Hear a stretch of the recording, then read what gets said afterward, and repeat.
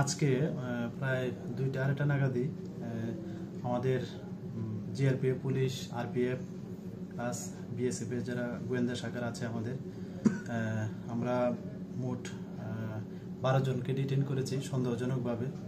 এবং তাদের চাল ডাল দেখে মনে হচ্ছিল যে তারা কোনো এখানের না। তো আমরা জিজ্ঞাসাবাদ করে জানতে পারি তো তারা বাংলাদেশের। এর মধ্যে 2 জন ইন্ডিয়ার বলে পরিচয় পাওয়া যায়, যার একজন নাম হলো সুরজ সাউ আর একজন হলো রবিউল শেখ। একজন আসানসোলের বাড়ি আর আরেকজন গুজরাট। তো এ নিয়ে বাকিদেরও জিজ্ঞাসাবাদ করা হয়েছে। তো তারা বাংলাদেশ বলেছে বাড়ি। তো তারা নাকি ওই আজকে ট্রেন দিয়ে গুজরাটে যাবে কাজের সন্ধানে, যতটুকু জিজ্ঞাসাবাদ করে জানা গেছে। তো এ নিয়ে আমরা একটা মামলা নিয়েছি আমাদের জিআরপি থানাতে।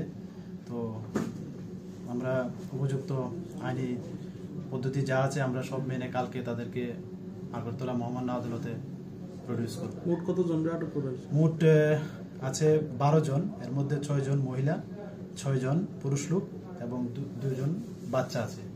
তারা কি সকলেই বাংলাদেশে? না, তাদের 10 জন বাংলাদেশি বলে এখনো জানা যায় আর 2 জন ইন্ডিয়ান। তাদের কাছ থেকে কি উদ্ধার হয়েছে? তাদের কাছ থেকে তাদের পার্সোনাল বিলঙ্গিং, বিশেষ করে মোবাইল, এসব কিছু। আর যারা ওই ইন্ডিয়ান তাদের আধার কার্ড এগুলি পাওয়া যায়। কোন ট্রেন? ট্রেন তো তারা স্পেসিফিক বলতে পারে না এখনো। তারা যাবে হয়তো লোকাল ট্রেনে ওইখান থেকে ধর্মনগর বা ধর্মনগর থেকে এরকম, বা আমাদের তো আরো স্পেশাল ট্রেন থাকে ওইটা দিয়ে যাওয়ার হয়তো বা কোনো প্লেন ছিল। তো আমরা ওগুলা জিজ্ঞাসাবাদ চালিয়ে যাচ্ছি আর কি। কাদের মারফতে? এটা তো এখনো বলেনি তারা। তবে তারা বাংলাদেশের একজন নাম বলেছিল, যে কামরুল বলে একজন ছিল বাংলাদেশ, ওনার মারফতেই তাদের এদিকে আসা।